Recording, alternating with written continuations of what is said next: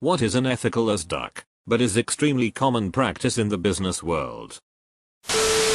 Not paying invoices until you've been chased multiple times. As standard policy.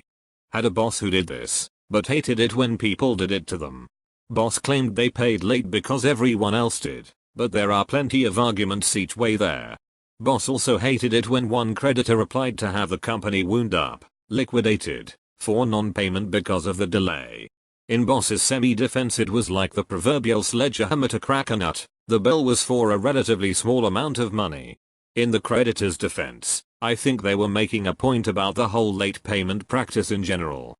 A tactic that should be used more often. It's usually cheap and easy, and nothing moves a payment like the threat of bankruptcy. I worked as a fraud investigator at a bank. We have rules and laws that we have to abide by, or the company got fined. I had a higher up, probably second or third tier from CEO, tell us explicitly that there are no exceptions to the rules except for our more affluent customers. That's why I hate management. They lie. Oh, next year you guys will have the holidays off. I'm still working every holiday. You can't use your cell phones because it's a security issue. A security guard will escort anyone out that uses their phone. Same manager walks by on their cell phone an hour later. If it's not in print, it's just talk. This is such underrated advice right here. I hate how convoluted it is to cancel a gym membership in most places. It's super shady. Sometimes you have to mail a letter to the company's headquarters.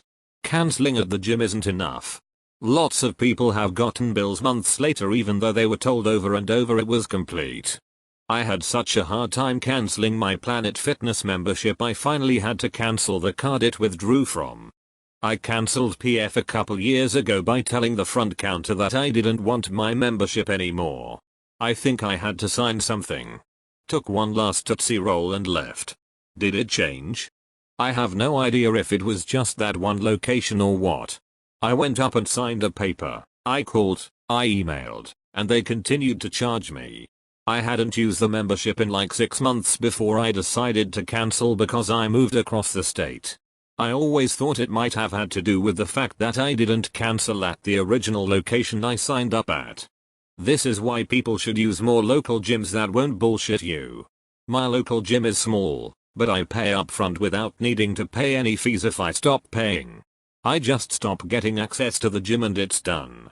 We are dangerously close to the plot for Dodgeball here. Chronically and purposely understaffing. Looking at you, retail and assisted living companies. The staff who take care of our aging citizens are being treated like dirt. Raising prices before putting items on sale. Looking at you, Kohl's. As a former Kohl's cashier, I can attest that they are the worst with this. It should be illegal. What are you talking about? I was just at Kohl's the other day. I bought 5 things and I spent $42 but I saved $398. That's just amazing. Boy, I sure pulled one over on all of those stupid assholes who bought these Sonoma hoodies at the original $90 price. Welcome to retail. Literally, retailing prices on goods so their store makes money. JCPenney is also widely known for marking items up and sending out coupons to take it down to a standard retail. Their customers like the thrill of the hunt. I don't know about unethical as fuck, but going through the motions of pretending to entertain outside candidates when you've already decided on who internally will get the job. Wastes everyone's time. Purposefully giving part-time employees erratic schedules so they can't take on a second job. Lol, I worked at a restaurant that did this. So my co-workers and I made our own schedules and traded shifts every week to keep it consistent. Manager couldn't do shit about it because we were allowed to trade shifts, and changing that policy would make half the place quit. Congratulations, you basically created a union. Hiding fees until the service is provided. I was in a car accident that required an ambulance ride, and I was charged double for it. Apparently the 2 ambulance companies in my area are in cahoots, so rather than share the business in my area 50/50, they apparently devised a way to split it 100/100. They each have one person from the other company ride in their company's ambulance. The explanation I received was since a medic from the other company was riding along in the ambulance I took, they now can both charge me. Again, they didn't split the fee. They each charge me fully. It's almost a brilliant scheme, but also absolutely unethical and ridiculous, and I can't fathom how this is even legal. On a side note, they didn't even treat me on the ride. Imagine airlines double charging for a seat because one of the pilots was from another airline. Insanity. But you only find out how much the flight costs after you land. The multitudes of ways in which work life bleeds into personal life and you're expected to just accept that, and worse, actively embrace it, else you're perceived as someone who doesn't want to get ahead or otherwise isn't as valued as the person who does. The company will always try and get more free time from you, but far less than always, bordering on never, actually give you back what that extra time costs. Treating people bad to make them quit the job because you don't have the balls to fire them, or you are afraid that the word your company can fire someone anytime will spread and you will lose control. Not telling employees that the company or division has a planned date to shut down, then letting them go the day of. This happens everywhere from major mega corporations to mom and pop restaurants. There are reasons as to why, given that there's still money to be made up until the last minute and you don't want your employees to slack off.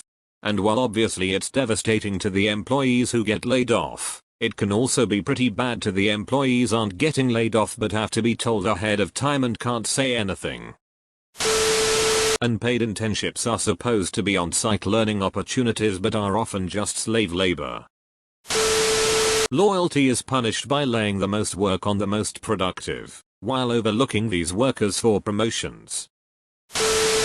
Larger companies that kill competition innovation by buying out smaller companies just to stop what the smaller company is doing, or even keep lobbying the government to create restrictions for entry.